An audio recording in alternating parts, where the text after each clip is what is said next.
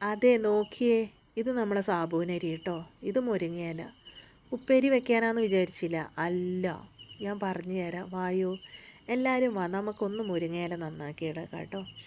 അപ്പോൾ മുരിങ്ങയില നന്നാക്കി എടുക്കട്ടെ. മുരിങ്ങയില നല്ലതാട്ടോ, പ്രത്യേകിച്ച് മക്കൾക്ക് നിങ്ങൾ പച്ചക്കറി കൊടുക്കാൻ ശ്രദ്ധിക്കുക. അതുപോലെ തന്നെ ചീരകൾ എല്ലാം, മുരിങ്ങയില തന്നെയല്ല, എല്ലാ ചീരകളും എടുത്തിട്ട് ഒരു ദിവസം എല്ലാ ദിവസവും പരമാവധി നിങ്ങൾ ഉപ്പേരിയൊക്കെ വെച്ച് കൊടുക്കാൻ നോക്കുക.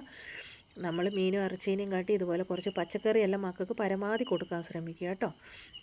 പിന്നെ നമ്മൾ ചെയ്യേണ്ടത് എന്താണെന്ന് വെച്ചാൽ, ഒരു മൺചട്ടി ഞാൻ വെച്ചിട്ടുണ്ട്. നിങ്ങളുടെ കയ്യിൽ ഏത് ചട്ടിയാണോ ഉള്ളതെന്ന് വെച്ചാൽ ഇതുപോലത്തെ ഒരു പരന്ന പാത്രം വെച്ചാൽ മതി.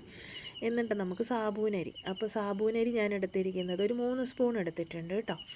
3 സ്പൂൺ എടുത്തിട്ട് നന്നായിട്ടൊന്ന് വറുത്തെടുക്കണം.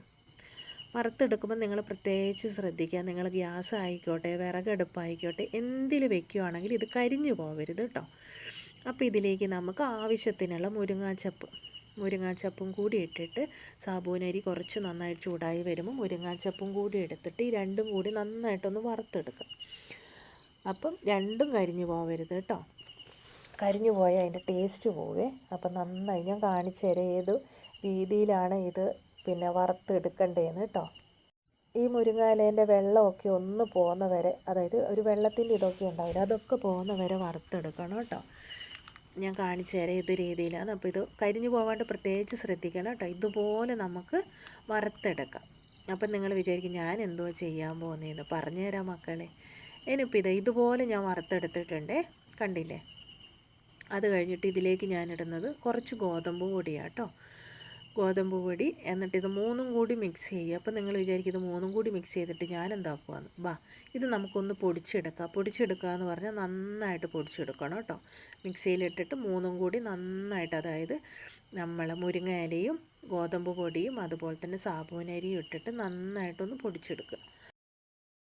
തൊണ്ടയ്ക്ക് എന്താ ഒരു കിച്ച് കിച്ച് എന്നല്ലേ, അതുപോലെ എന്താണെന്നല്ലേ, ഭയങ്കര തണുപ്പും മഞ്ഞും കേട്ടോ വയനാട്ടിൽ, അതിൻ്റെ ഒരു മാറ്റമാണ്. അപ്പം നമുക്ക് ഇതുപോലെ പൊടിച്ചെടുക്കാം കേട്ടോ. എന്നിട്ട് ഇതിലേക്ക് വേണ്ട സാധനങ്ങളും കൂടി ഞാൻ പറഞ്ഞു തരാം. അപ്പം പാകത്തിനുള്ള ഉപ്പ് ഇട്ട് കൊടുക്കുക. അത് കഴിഞ്ഞിട്ട് പച്ചക്കറി, ഉള്ളി, തക്കാളി, ക്യാരറ്റ്, മല്ലിയില, കറിവേപ്പിലയും ചെറുതായിട്ട് അരിഞ്ഞത് കേട്ടോ. തക്കാളിയും ഉള്ളിയും ക്യാരറ്റൊക്കെ ചെറുങ്ങനെ അരിഞ്ഞതാണ്. അരമുറി തക്കാളി ഉണ്ട്, അരമുറി ഉള്ളിയുണ്ട്, ചെറിയൊരു ക്യാരറ്റ് കേട്ടോ. അത് ഇത്രയും സാധനമാണ് പച്ചക്കറി ഐറ്റംസ് ഞാൻ എടുത്തിരിക്കുന്നത്. ഒരു 3 സ്പൂണ് സാബൂനരി, വലിയ സ്പൂണാട്ടോ.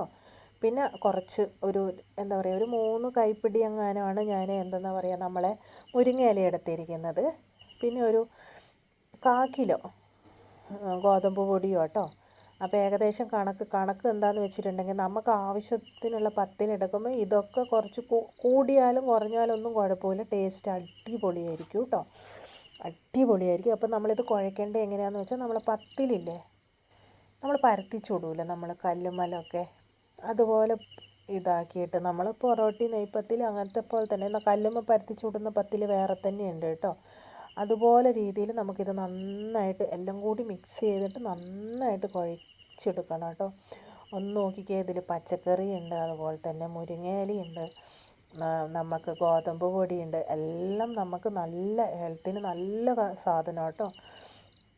അപ്പം ഞാനിത് നന്നായിട്ട് കുഴച്ചെടുക്കട്ടെ.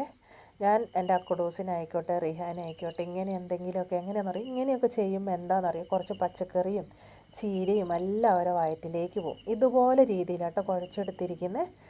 അപ്പം ഞാനൊരു നോൺ സ്റ്റിക്കിൻ്റെ പാത്രം എടുത്തിട്ട്, ഞാൻ അകത്തുനിന്ന് പുറത്ത് ഭയങ്കര തണുപ്പാട്ടോ, എണ്ണയൊന്നും ആക്കിയിട്ടില്ല, ഞാൻ പരത്തിയിട്ട് ഇതുപോലെ പരത്തി കൊടുത്തിട്ടുണ്ട്. നിങ്ങൾക്ക് ഇതിൽ കല്ലിൽ നേരിട്ട് പരത്താൻ പറ്റില്ല, ഒരു വാഴയിലോ പരത്തിയിട്ട് ഇതിലേക്ക് ഇട്ട് കൊടുത്താൽ മതി കേട്ടോ. ഇതുപോലെ ഒന്ന് വെള്ളം നനച്ചിട്ട് ഒന്ന് ഇങ്ങനെ പരത്തി കൊടുത്താൽ മതി. ഞാനിങ്ങനെയാണ്. എന്നിട്ട് ഇത് നമുക്കൊന്ന് പൊത്തി വയ്ക്കാം കേട്ടോ.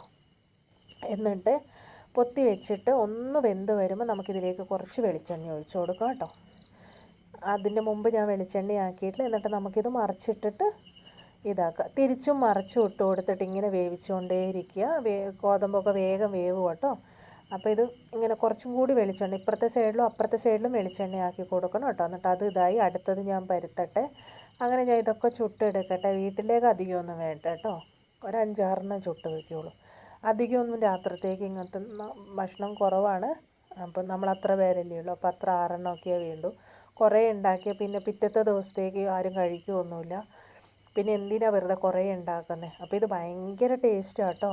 ഒരു 7 മണി ആയപ്പം തന്നെ, രാത്രിയായപ്പം തന്നെ നല്ല തണുപ്പായി. ഇപ്പോൾ ഏകദേശം 8:30 കേട്ടോ. നല്ല തണുപ്പ്. അതാ പുറത്തുനിന്നല്ലാണ്ട് ഇവിടുന്ന് ഇത് കഴിക്കാൻ മക്കളെ വേണ്ടത് തൈരാട്ടോ. അടിപൊളിയാണ് തൈരും കൂട്ടി ഈ പത്തിൽ കഴിക്കാൻ.